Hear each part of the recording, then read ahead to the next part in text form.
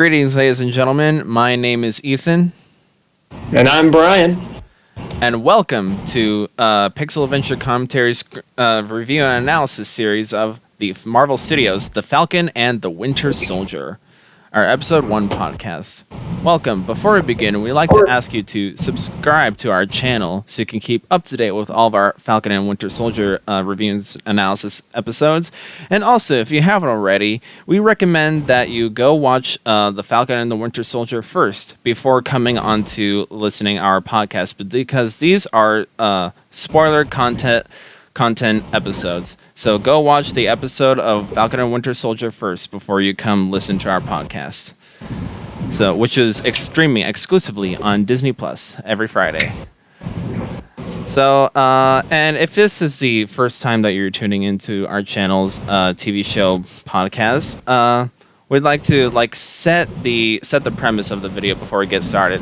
So basically, how we do our review episodes is we go it scene by scene. It's an entire synopsis. We'll go through the beginning point of each episode all the way to the end, hitting certain key details and certain critiques and stuff that we'd like to talk about within the entire episode, be it detail, be it acting, be it theme, etc., etc. You will see. So, with that said, is there anything that you would like to share about yourself, Brian, before we get started? No. I think you summed it all pretty well for the newbies, if they are here. And, I say we just jump in. Alrighty then. So with that said, The Falcon and the Winter Soldier, Episode 1. Well, before we actually get into the episode, what did you think the show was gonna be about? What first impressions did you get from the trailers that it showed? From the trailer that it showed, what I got from it was that it was definitely going to be a lot more action-packed than WandaVision. That it's definitely going to be more. It's not going to be like WandaVision. It's definitely its own thing. Unlike WandaVision, it was very much like there was an underlying mystery behind it. With this, it's more of like, hey, right in your face. And so that's kind of what I got from the trailers. And after watching the first episode, that's very much, it seems like the direction they're trying to take. It's definitely a more grounded and serious take on the MCU. Yeah, you can see in the the type of dialogue that they use in this show. But yeah, the first impressions I got from it was like it was going to be a more traditional kind of thing that they presented. I'm not sure the specific word, but it was going to be a lot more traditional. See, we're comparing it to WandaVision right now because it's the latest thing that just released on Disney Plus in relative time to this show. So this ain't going to be a WandaVision. WandaVision was like a unique type of direction when it came to its art and storytelling, where I think this is going to be more traditional, in line with what we've seen with the MCU. And I think how the director once described the show will be, it's like your feature-length Marvel Cinematic Universe film chopped up into 6 parts. Is basically what he said. And so I think that's exactly what is shown here, and especially with this first episode, because this first episode, it just sets the premise for what we should expect from the upcoming episodes. There's no real climax to it. It's all beginning exposition stuff to get us started into the show, and that's pretty much all the episode is about right now. So before we get into the show, sorry, Brian. Remember Marvel Legends? Yeah. So they've released new episodes of Falcon, Winter Soldier, Zemo, and Sharon Carter.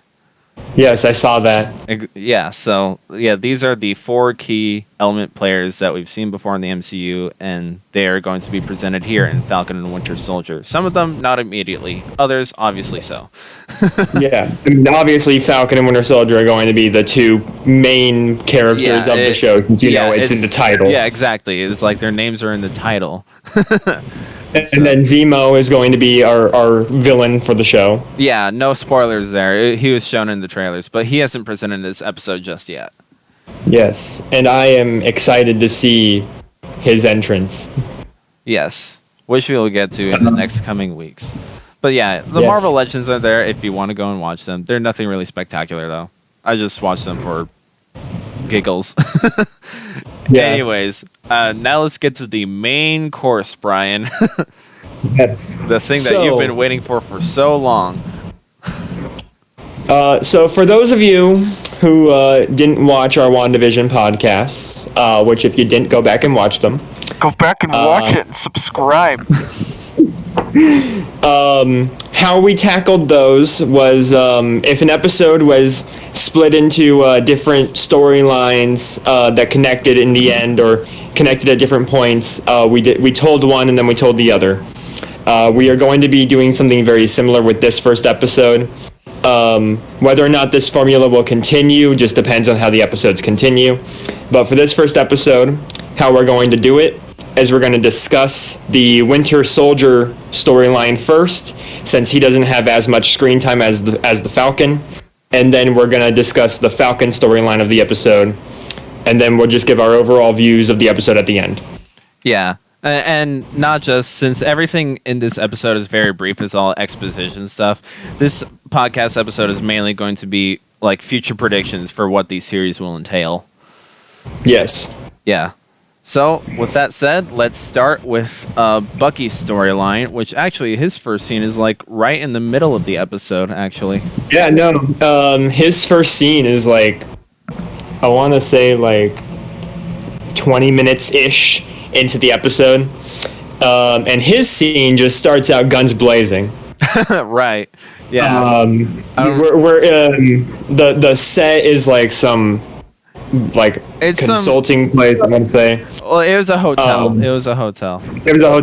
Okay. There are bellhops all over the place in there. So it's some hotel, somewhere. In some place. In some place. They didn't give us a location for this particular scene. For obvious reasons, yeah. Yes, but we see the Winter Soldier just barge in through like this, through a wall, and then just starts shooting up the place. Obviously, he has his long hair, and he has his mask on his face. Yeah, key detail that you said Winter Soldier, because this might come into play later in the series, but there's a difference between our old Winter Soldier of the past and Bucky now.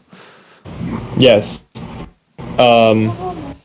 And so because of the long hair and him still having the mask, we can tell that this is past Bucky of some form.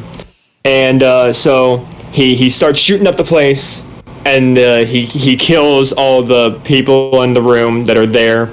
There's one man that he takes his time with because he's trying to get through this door that's locked, and then he tries to beg to the Winter Soldier and say like, you don't have to kill me, like I didn't see anything, and then you don't even see him die, you just hear the gunshot, and then it cuts to Bucky waking up in present day, indicating that was all just a nightmare sequence. Yes.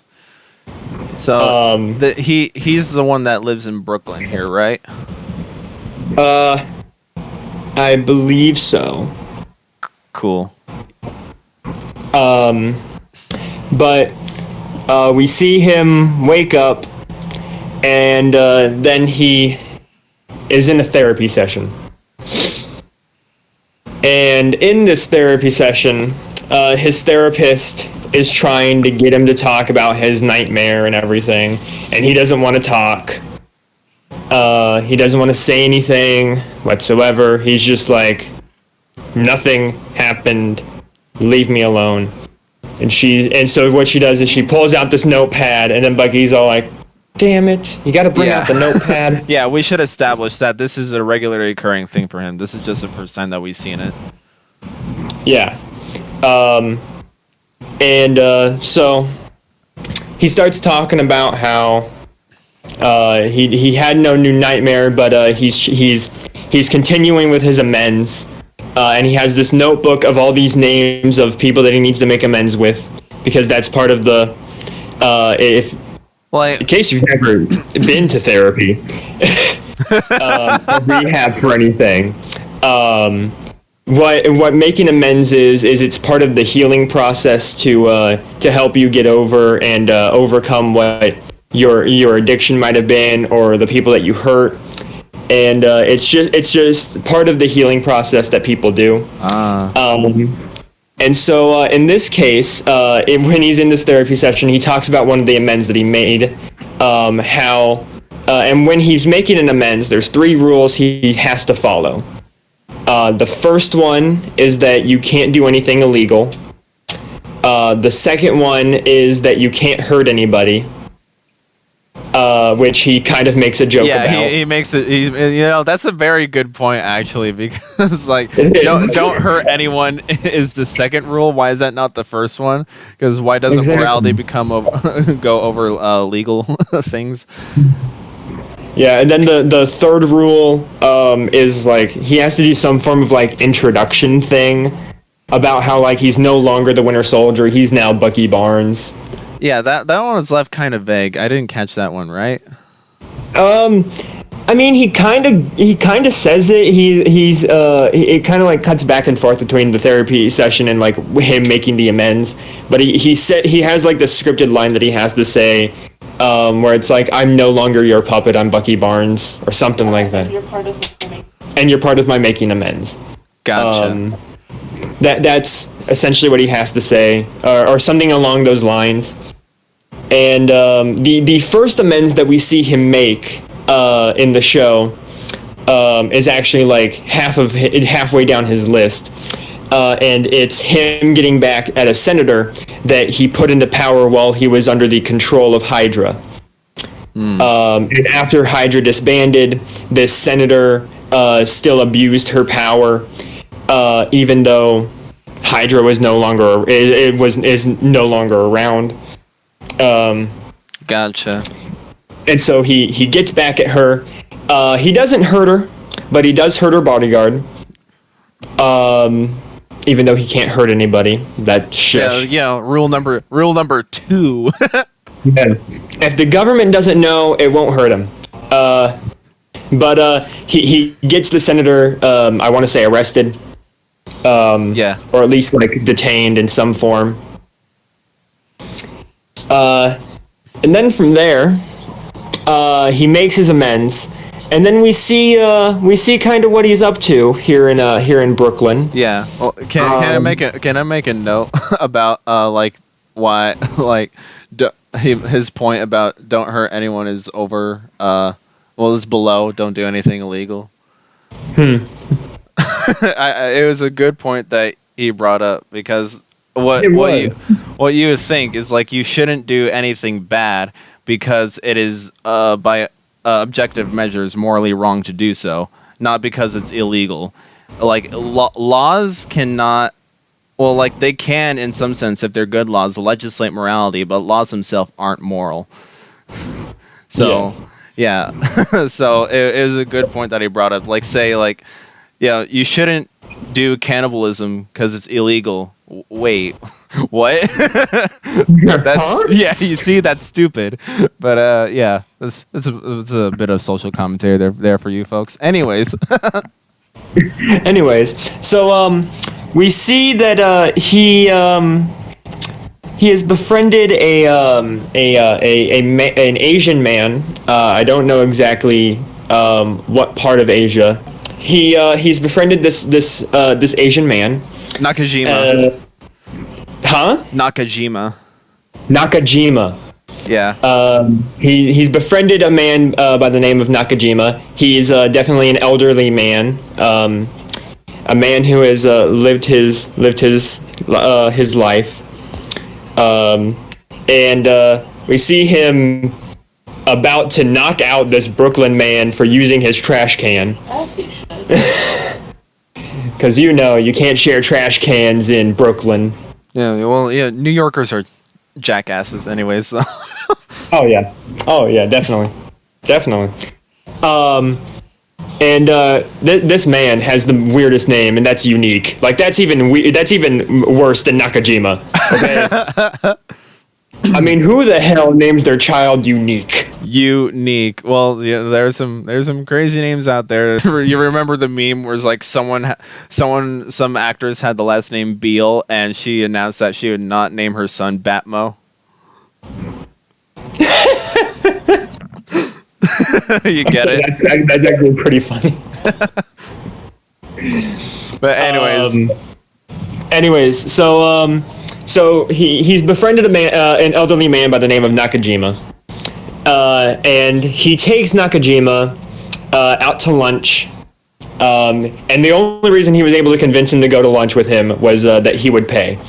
The he that I am referring to, in case you're lost in this conversation, is Bucky. So, okay, so did they ever state that is Bucky and Nakajima meeting for the first time, or they've been friends for a while? Based on the interaction that they had, I want to say that he has known Nakajima for at least a little bit of time. Yeah, that's what I thought, because we forgot to cover this in the therapy session thing. By the way, is like the therapist was looking through Bucky's phone and saw he's like 8 contact numbers, and he's been ignoring Sam the entire time.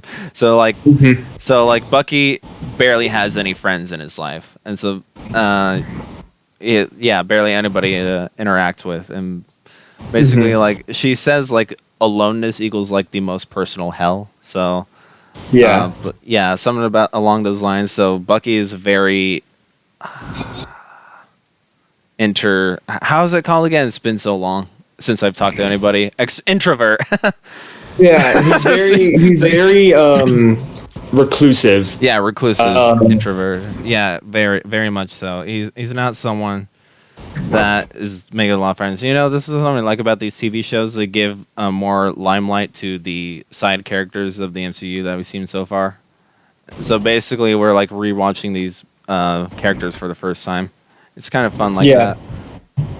And something that I do like is I do like that we're able to get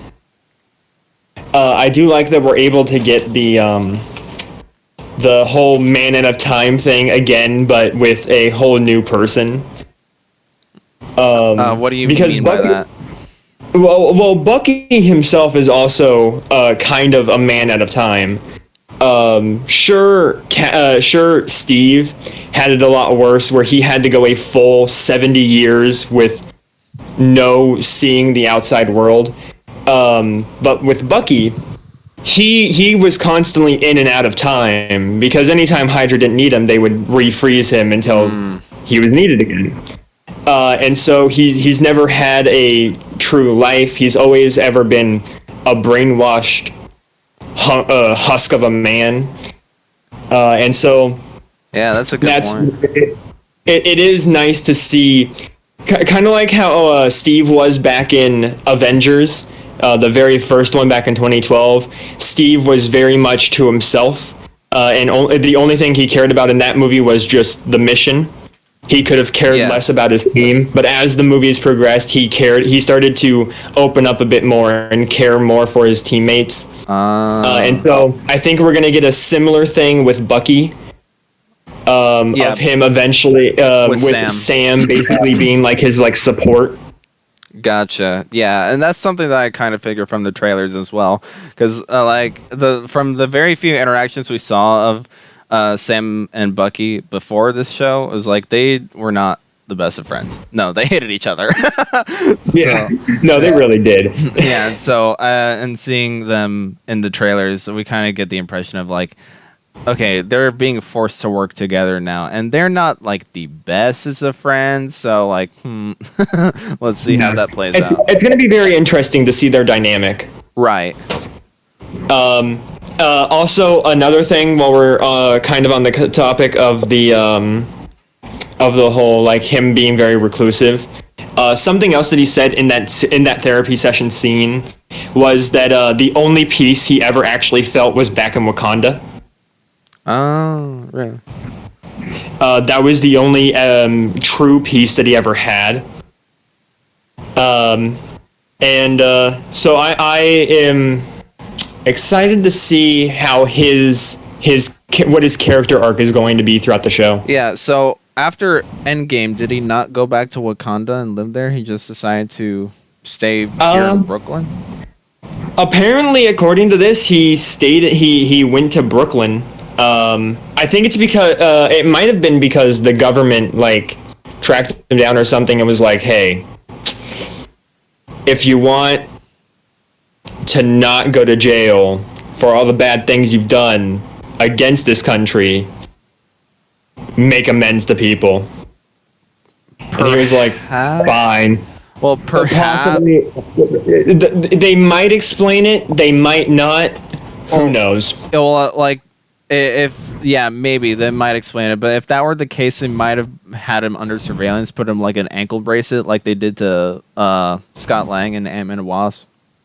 Yeah. Yeah, I figured they would have done the same thing with him because basically they did the same bad basically in Civil War. Yeah.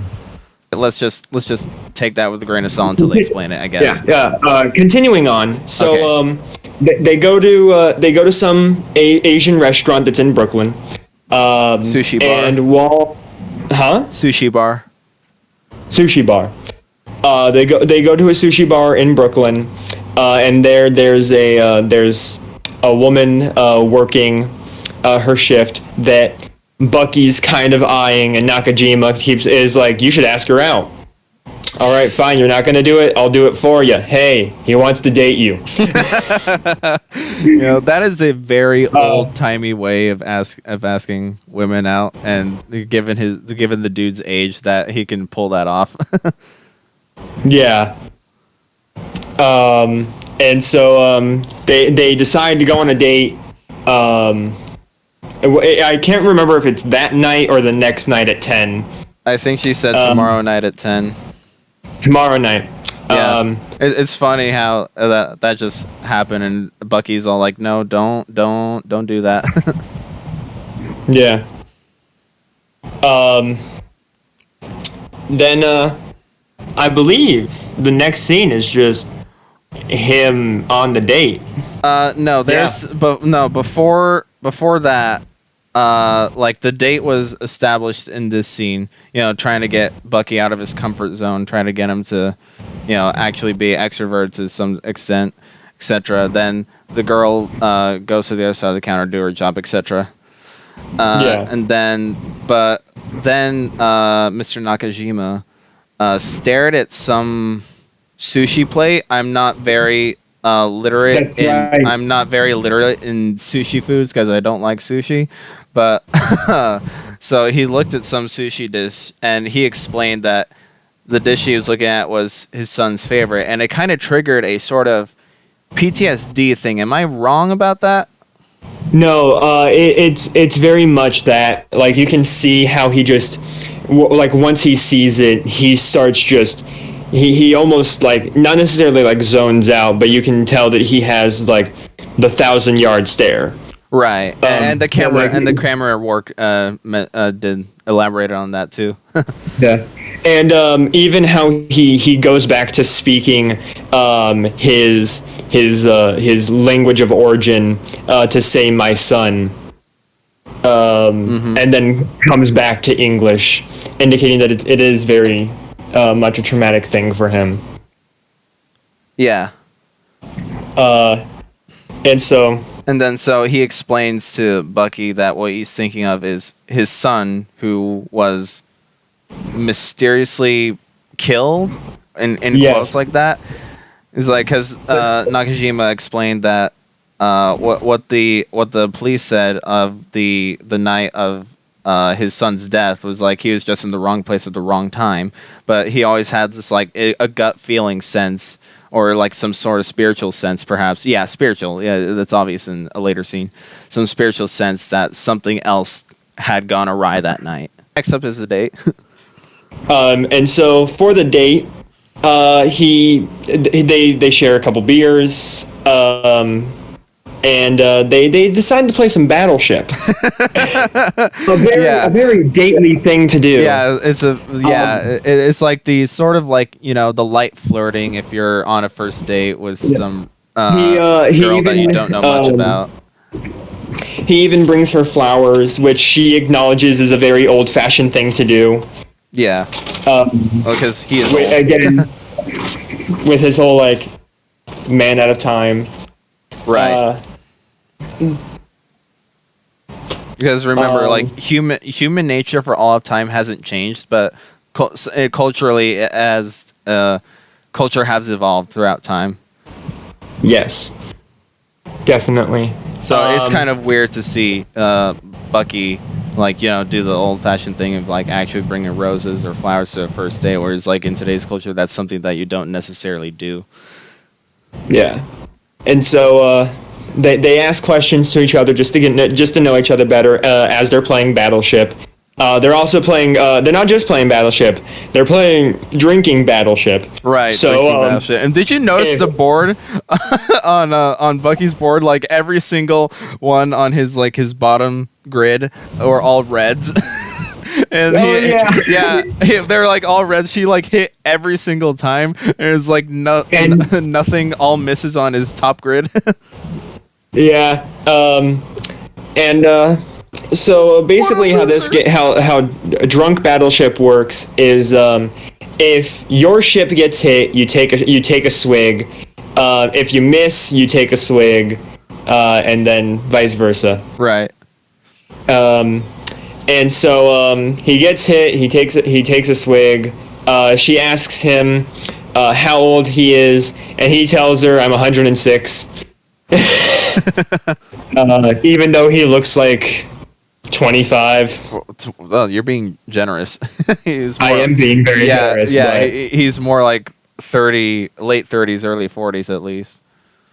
Yeah. I mean, at least the actor's age. Yeah, I'm gonna look up his age now. The character's age, I think, is supposed to be like 25, 30-ish. Sebastian Stan is 38. Yeah, I want to say the character is like supposed to be no more than like physically 30. Huh. I want to say. I could be wrong. Okay, then. But I don't know. Anyways. So they continue their date. She says that he can handle it, that he can really drink. Or they just have some more romantic banter. Then eventually, I don't remember exactly what she says, but she eventually says something, or something happens that like triggers him to go back to Nakajima.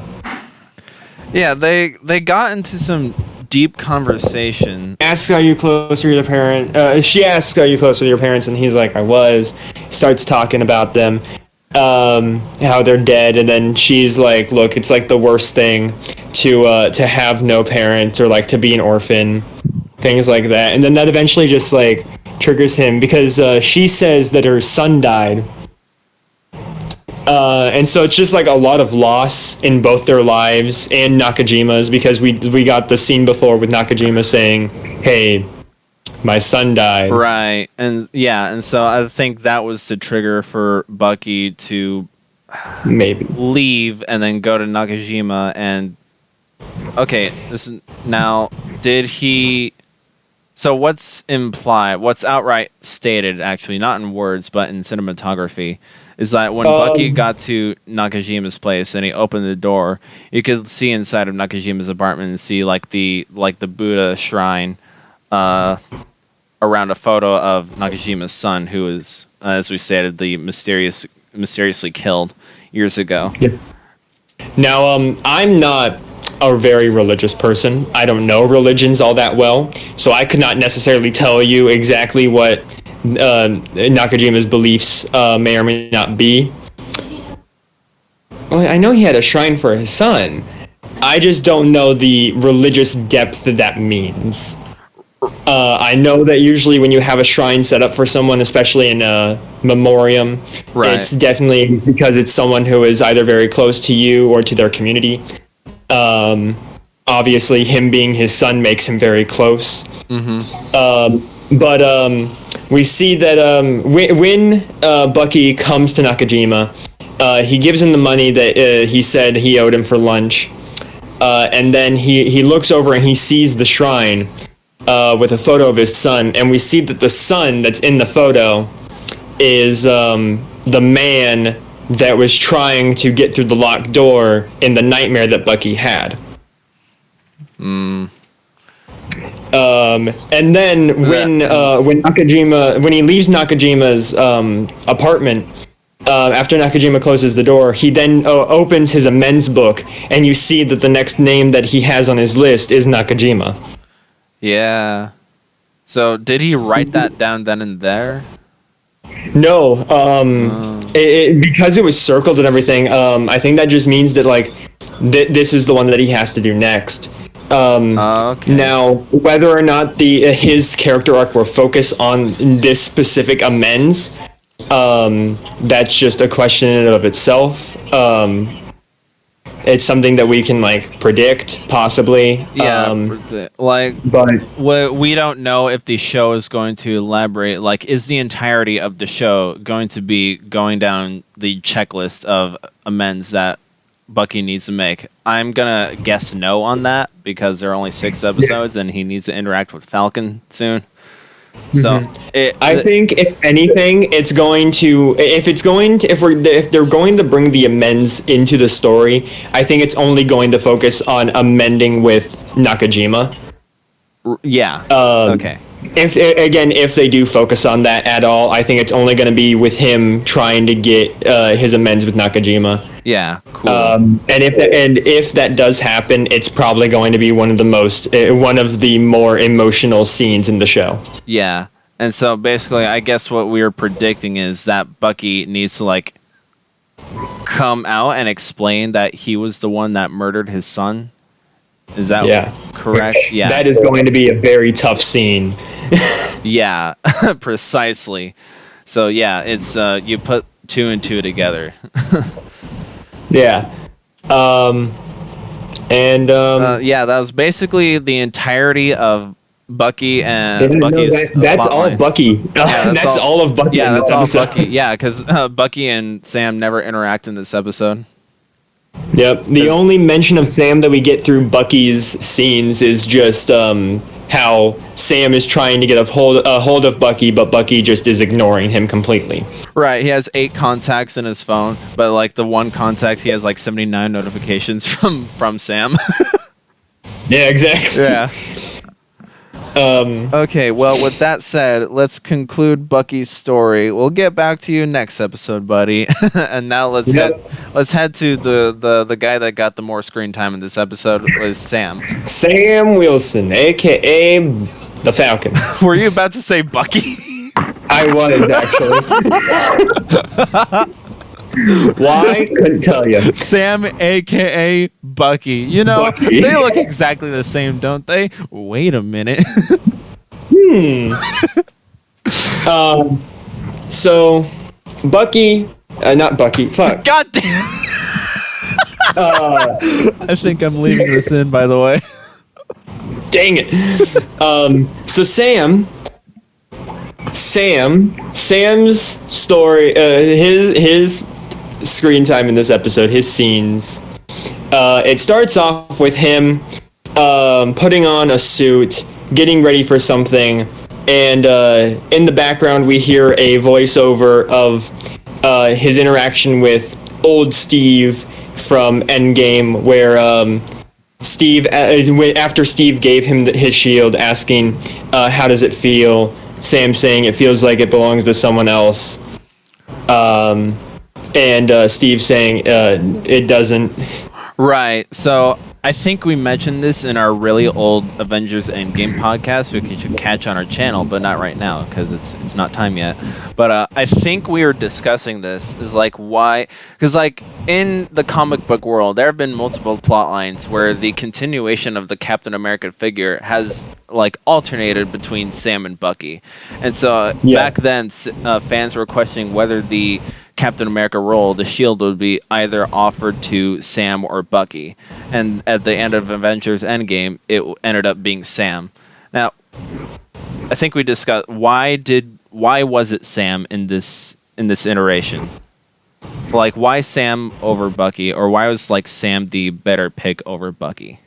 I honestly would have to say that it's because while Bucky has always been there for Steve since the beginning, all the way back when they fought in World War II together, I think the reason why he chose Sam was because Sam was the reason why he was able to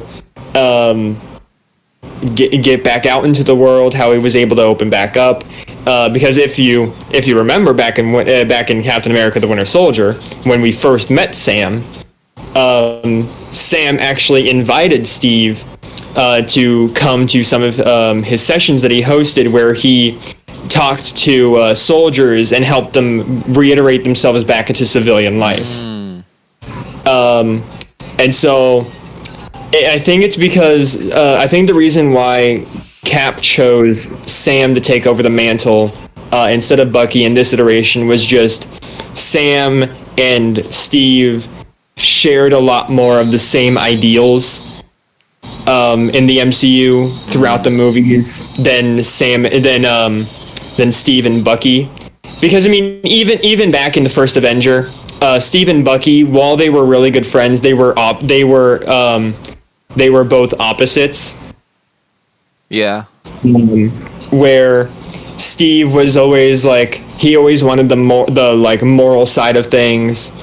He always wanted to fight for what was right. And while Bucky did feel the same way, he was also more of like charismatic, always wanting to like get out there and like live life to the fullest. While Steve has just always been a soldier. Right. So would you say that the decision was a contest between who is the more patriotic individual? I don't necessarily think it's about how patriotic they are. I think it's more about where their morality is, their human side.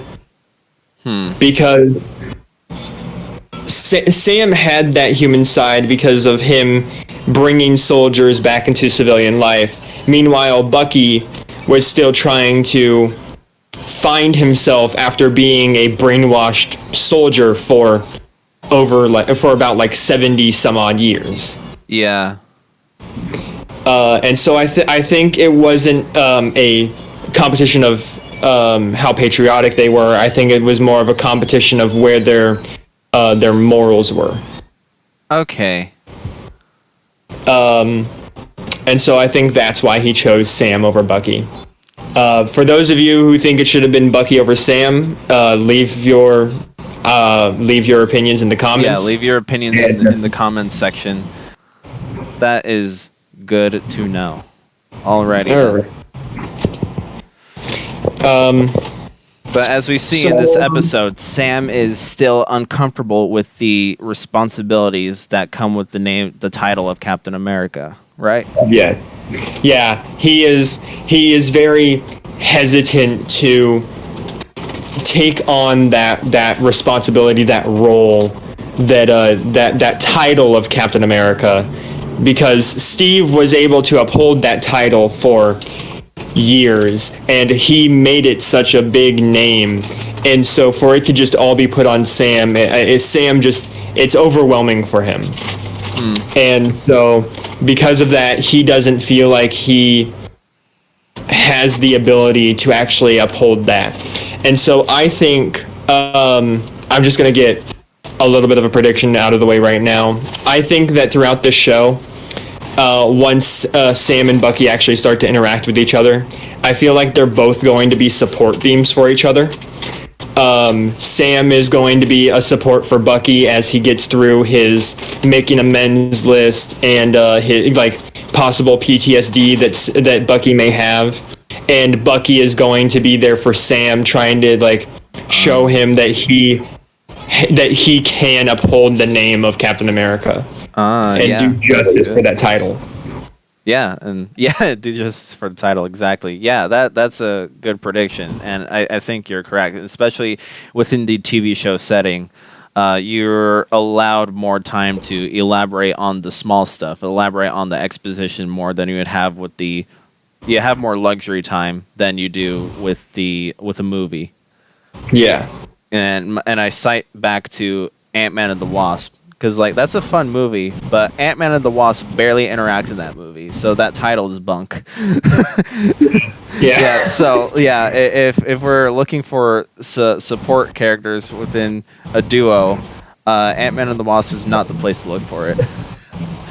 Yeah, so, yeah, and also given the tone of this TV show as well. I almost called it movie. It's presented like a movie. But in this TV show, we'll definitely see like very gruesome and moral support. Like they're each other's stepping stone characters for them to build their character arcs with in a duo.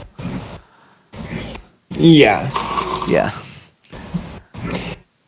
So let's actually get into Sam's story. Shall we? Yeah. Play the Marvel role. Yes. So we start with Sam getting into a blue suit, getting ready for some event, and then with that voiceover in the background that we mentioned earlier, and then it immediately cuts to him doing a mission in the Air Force. All right. What? This was a rescue mission, correct? Yes, it's a rescue mission to rescue fellow Air Force soldiers who have been captured in a plane hijacking by some Frenchmen. The French. Of course, it's the French. I thought all they were good for was surrendering. God damn it. We see him get his briefing from his officer in command, and then he goes on the mission.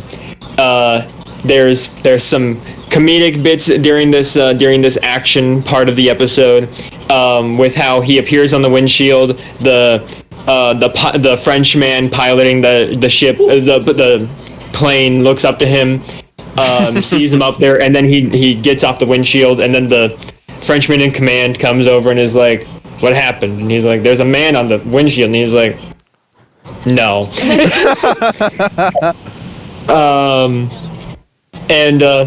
So there are some. It's definitely a very well executed Falcon MCU action scene. Yeah, they start the TV show off with an action scene just to get us prepared for what kind of action cinematography that the show will have for us. Yeah, which I'm really excited to see a lot more of the flight action with Falcon. Mm-hmm. Because I feel like we've missed out on a little bit of, like we've seen like bits and pieces of it throughout Marvel movies. But now to see like an entire action scene based around Falcon's powers, I say in quotations. Yeah, well, he can fly. His suit. Yeah. Based around Falcon's tech was very nice to see, at least in my opinion. Yeah.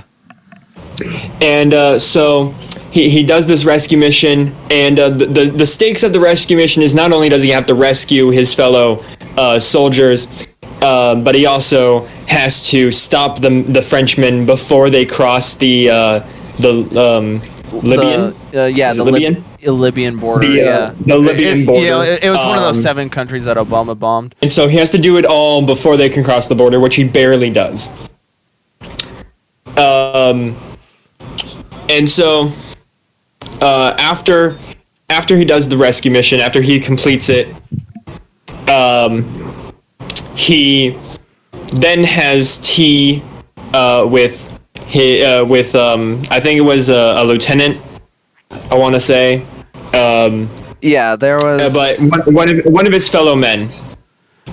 Yeah, one of is- like the Air Force lieutenants. I don't really remember who, but his name is Sergeant Lieutenant Torres or something like that.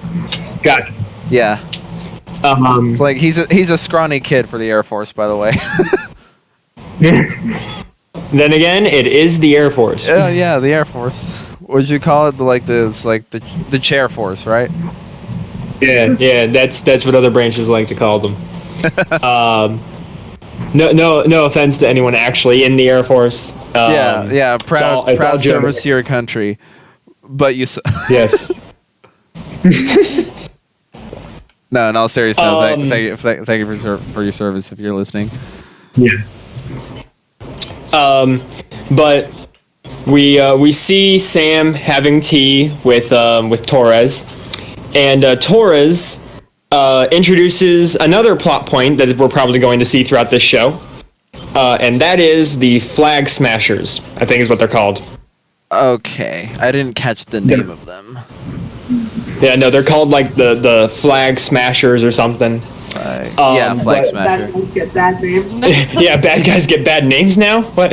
Really now? I never knew that. But basically, their insignia that they leave around is a red handprint,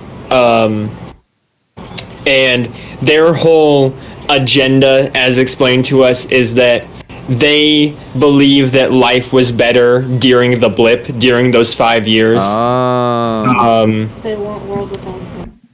Yeah, they want a world without borders, and so. They will do damn near anything to get that. Yeah, they will do damn near anything to get what they want. That's like the main exposition we get during that, and then we see what Sam was getting ready for, and he was getting ready for a event at the Smithsonian where he donated Cap's shield to a exhibit at the Smithsonian dedicated only to Captain America.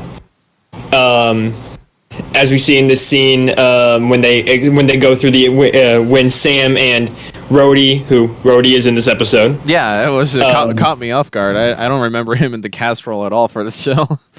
Yeah, no, like I saw Rhodey and I'm just like, oh my god, that's Rhodey. I was like, yeah, the first camera shot that we saw of Rhodey is like, oh, a cameo, and then he started getting lines. And I was like, oh, not a cameo. I'm just like, hey, way to bring him in. I mean, like, because in the context of the MCU, it does make sense that he would be there. Yeah. And so that was it was a pleasant surprise on their part. Yeah. But Sam and Rhodey, they talk about the legacy of Cap whilst they're walking through the exhibit. And I think Rhodey even asks why Sam decided not to take up the mantle. I don't exactly remember their conversation off the top of my head.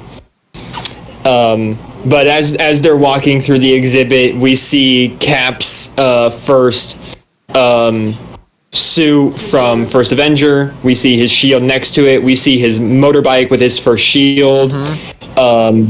We see everything. We even see like the old like "I Want You" posters that he did, and everything. It's a very nice walk down memory lane for Captain America. Yeah, and for the audience members as well, because Endgame was the last time we'll ever see Chris Evans in the MCU. So yeah. Yep. Yeah, so it is a nice trip down memory lane, and how much we can appreciate Captain America's definitely existence. a nice send off. Right, exactly. It's a nice memoriam.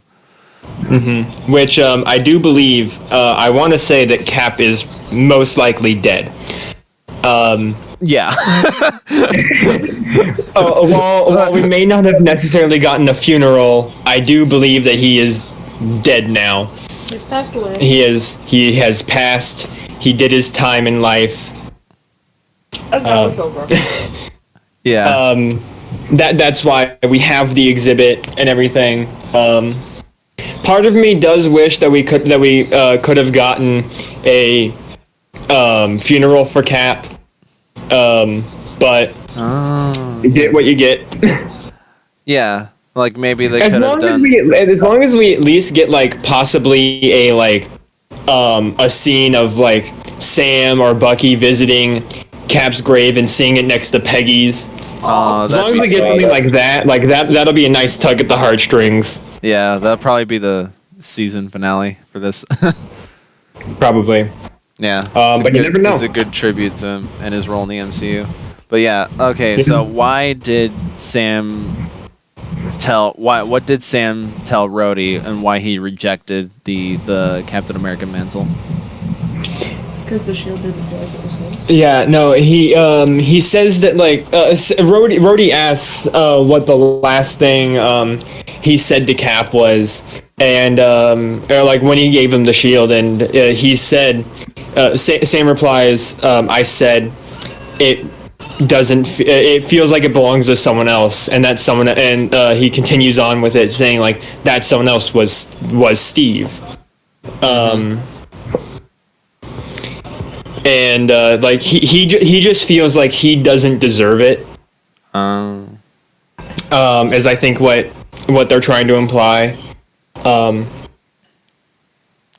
Okay, because I kind of got the idea that like what he meant for that it's somebody else's shields, and that's Steve's. Like Steve is the only one that should ever have the honor of wielding that shield, and nobody else could like replace him. I think that's another thing that he's thinking as well. Yeah. I think it's a little bit of both.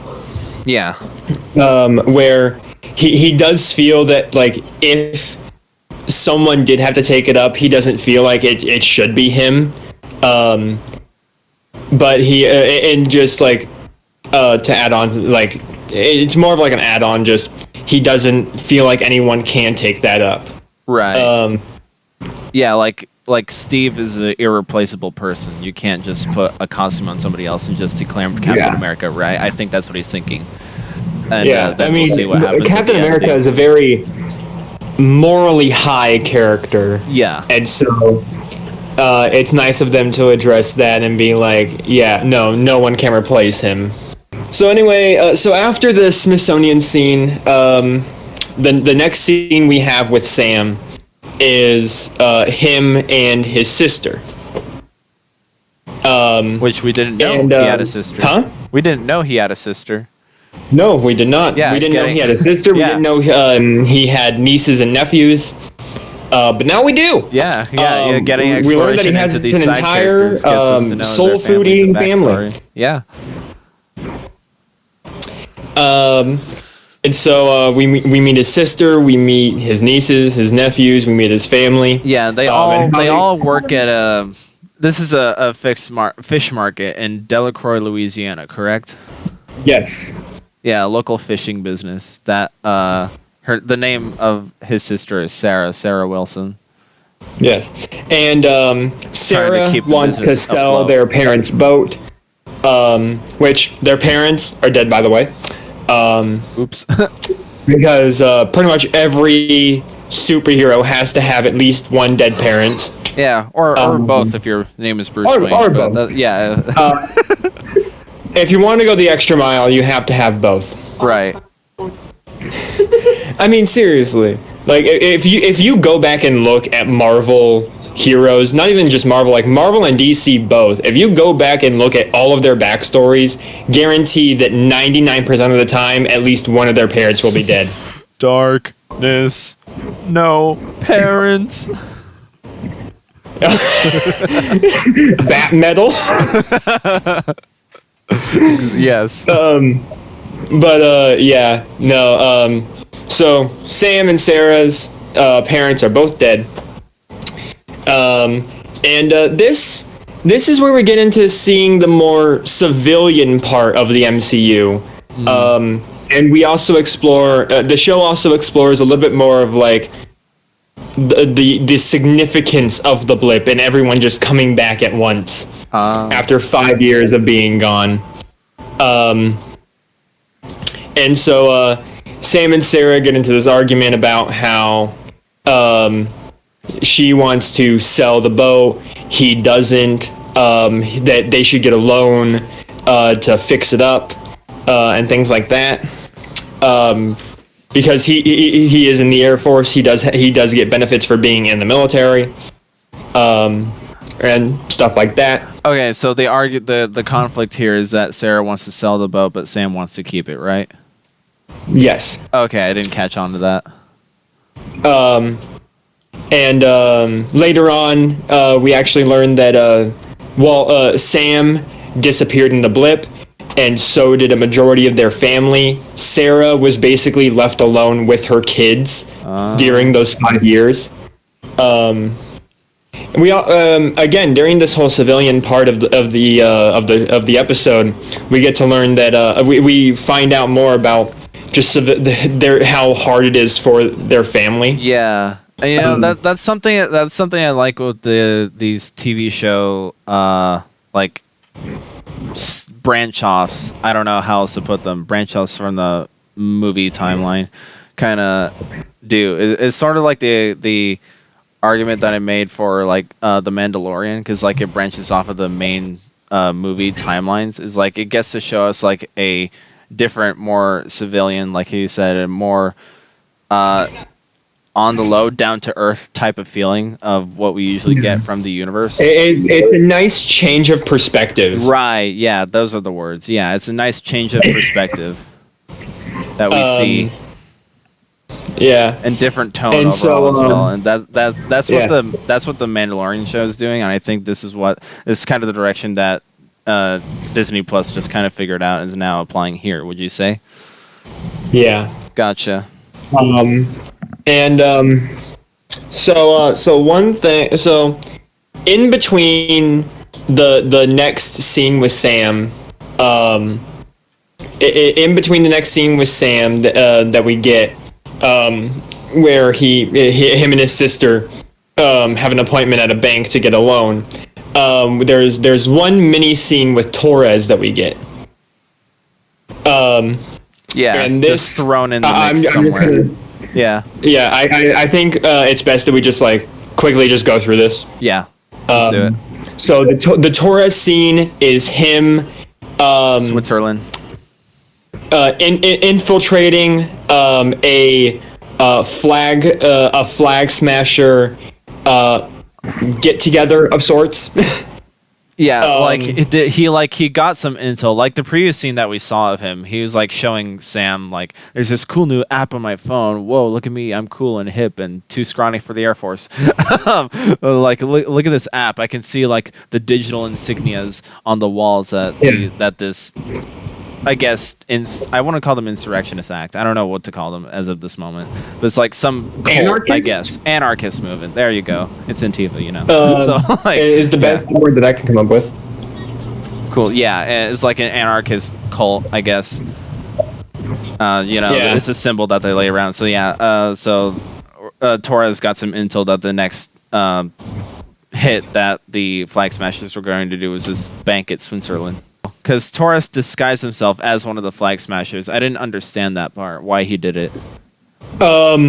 It's just, I think the reason why he did it was to possibly gain more intel on just what their end game is, like what's their plan. End game.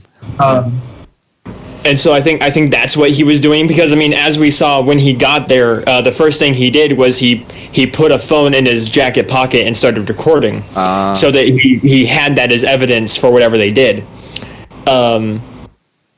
So he goes, he infiltrates this meeting at a bank in Switzerland. Him and a whole bunch of other people are there.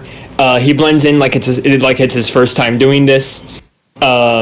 And people buy it.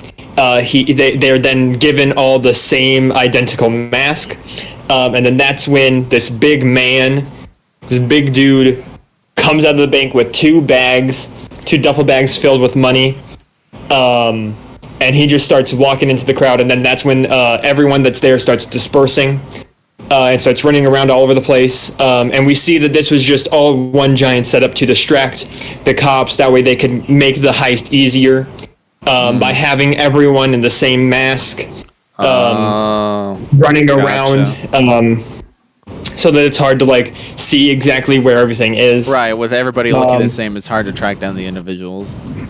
Yeah, and we see a cop confront the big man, and he just flings him into like a lamppost. Yeah. How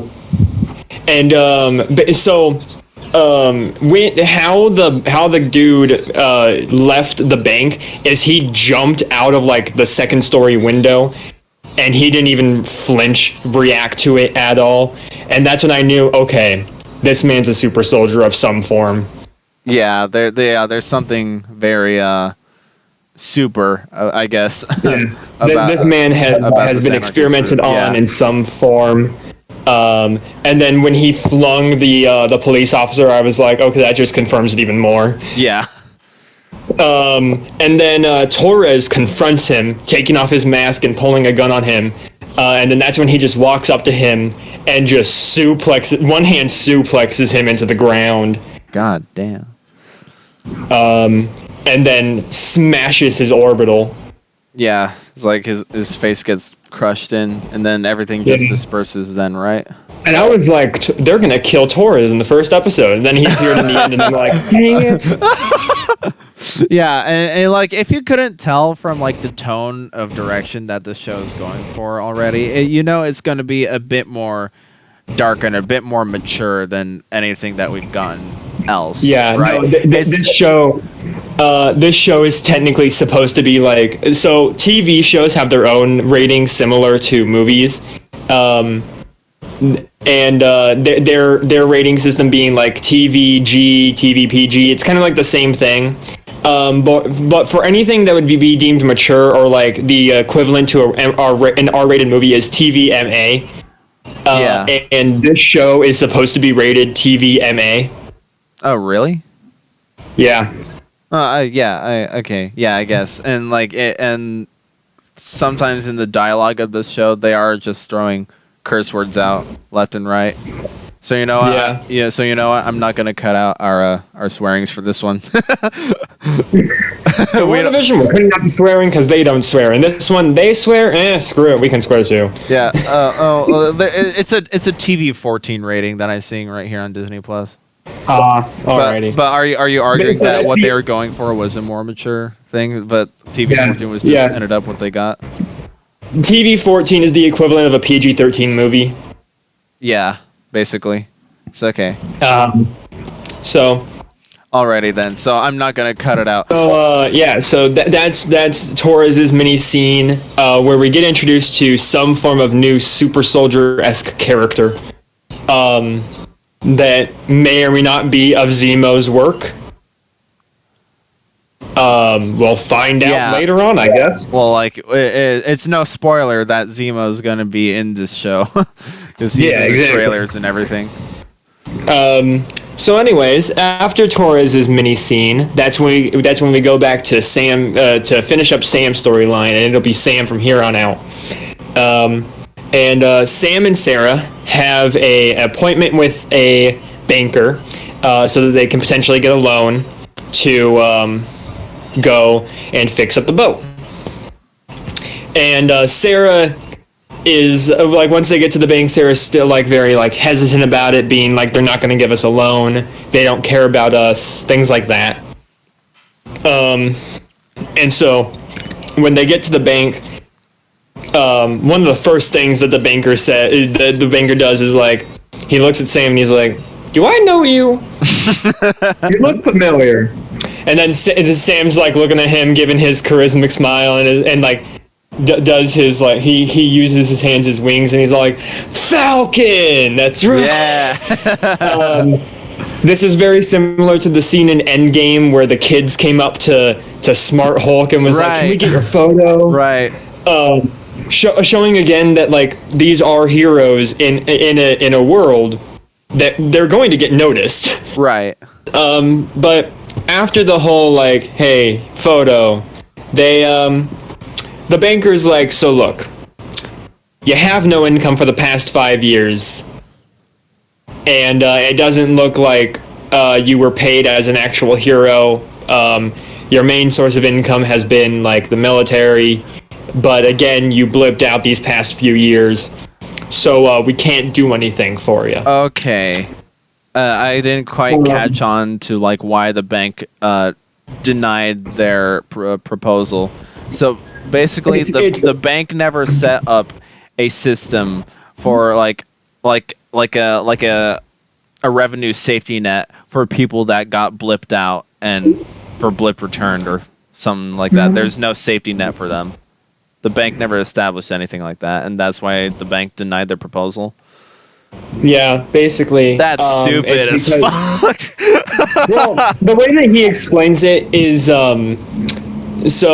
but before the blip, they would have been able to get a loan fairly easily, based on their history with the bank and everything like that. But because of everyone coming back at once, the banks have tightened their limitations with people who have blipped out.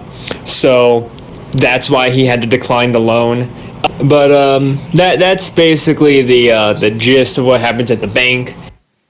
So then they leave, and Sam's like, I'm gonna keep on trying, and Sarah's like, I know, but don't. Basically is what they say afterwards.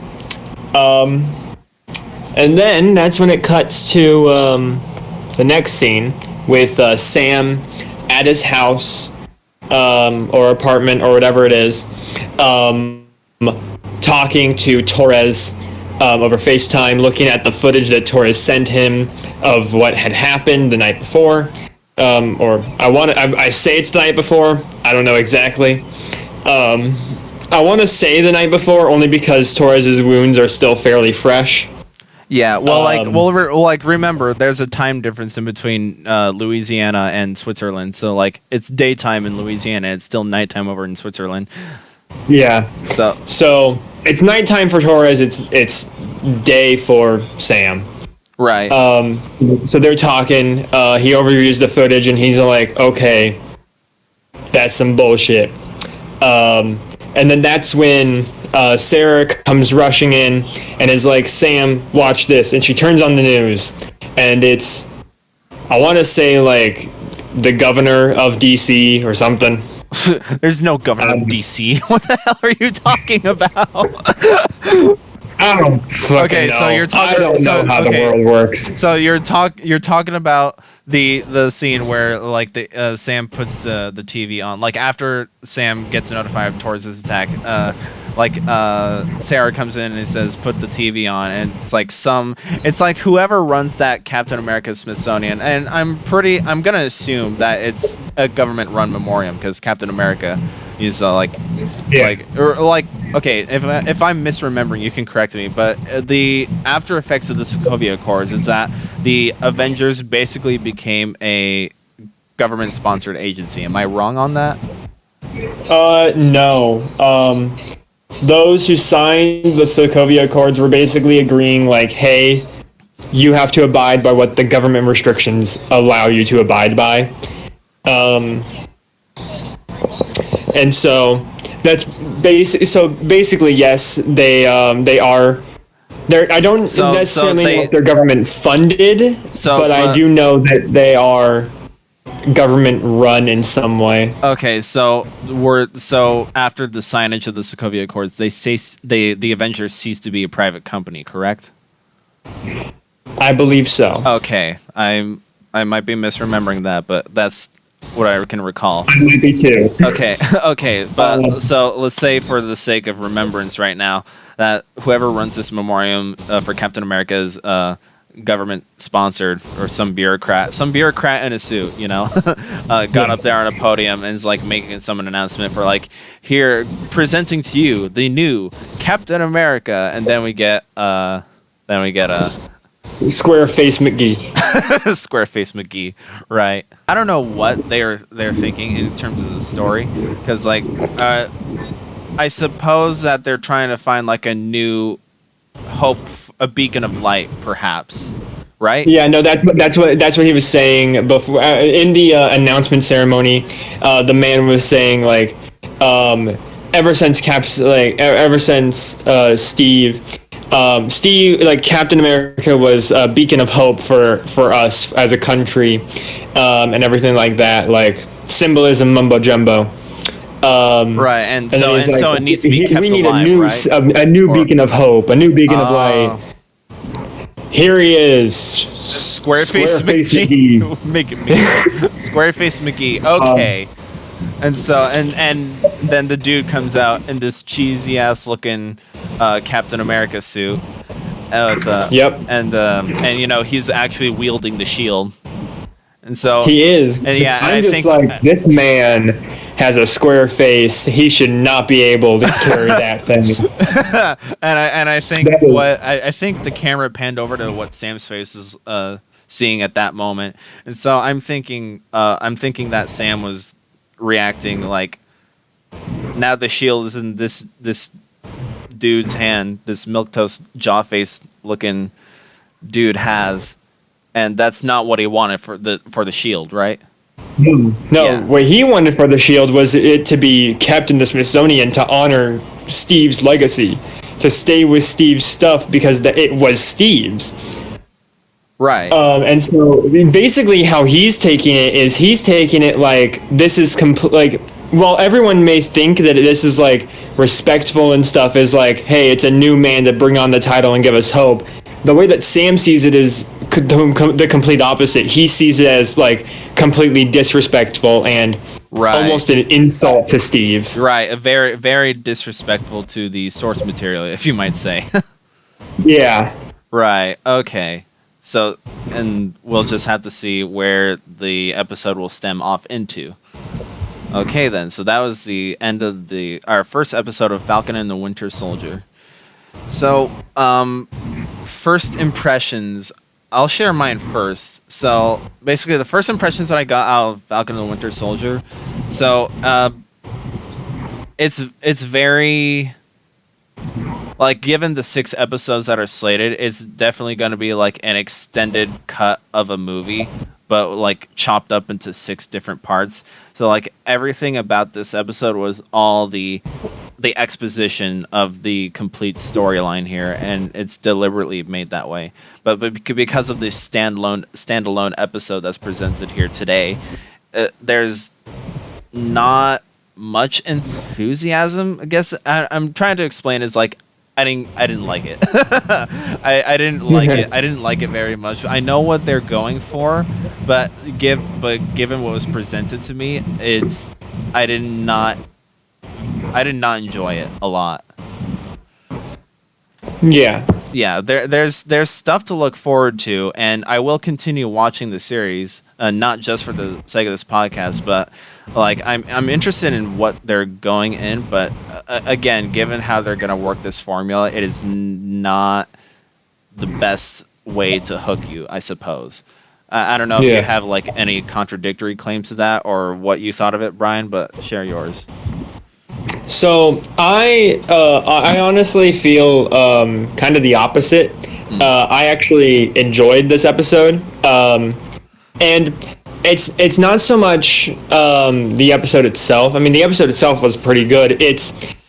What made me interested in it was the contextual world building that they made of like showing us different perspectives of the MCU, showing us like the civilian side of it, and things like that.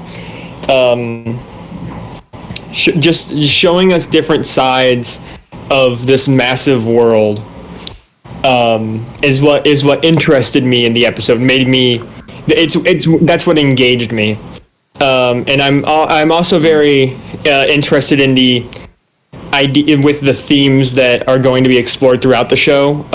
Like I've mentioned earlier, specifically with Bucky, with PTSD and depression, because those were things that were very much kind of brought up with Captain America in like the first 2 Avengers films, but they never really went too far with that idea. It was just something that they would bring up every once in a while, but now with this, now that we get a TV show where they can extend some things out, You're right. it's going to be very interesting to see how they tackle the idea and the theme of PTSD with Bucky and Nakajima. Sorry. Yeah. And so I think it's just going to be it's definitely going to be a slow burning TV show probably. But I'm just excited to see where it goes. Right. Yeah. And so that's more my first impressions and kind of my predictions. I don't have too many predictions about the show, about where the show is going to be heading. Only because the first episode doesn't give us too much to work off with. Because it is very much an introduction. Very much so. But those are kind of my first impressions / predictions of just how they're going to explore these themes and ideas. Like future prediction, we kind of went over this already. It was just like we will get interactions with Falcon and Winter Soldier, obviously, and just see how those two stepping stone characters will work. We'll eventually see how Baron Zemo fills in the villain role in the show, Right. And what role Sharon Carter will play. Right, because Sharon Carter is slated for the episode, is presented in the Marvel Legends thing, but she's not in the series as of right now. I feel like if anything, they're either going to turn Sharon Carter into a love interest for Bucky, but I don't think they're going to do that because of the love interest that he kind of already has now. Oh no! Don't that picture's in my mind now. No. I think the only main role that Sharon Carter is going to play is just more that of companion. Yeah. Just an ally for them. Yeah, she'll most likely. I think that's going to be her only main role. Right. If we were to compare it to say maybe the Winter Soldier, because that's another thing. I think the tone of this TV show, of this episode, is also reminiscent of Captain America: The Winter Soldier movie back in 2014. Because as far as I'm aware, that's the darkest that the MCU has probably gone through movies. Age of Ultron maybe, but Winter Soldier movie definitely went into some very dark and mature material. I think a parallel they might make with how that rolls is Sam and Bucky will basically play Steven Sam in a Winter Soldier movie, and then Carter will probably play the Black Widow character from Winter Soldier movie.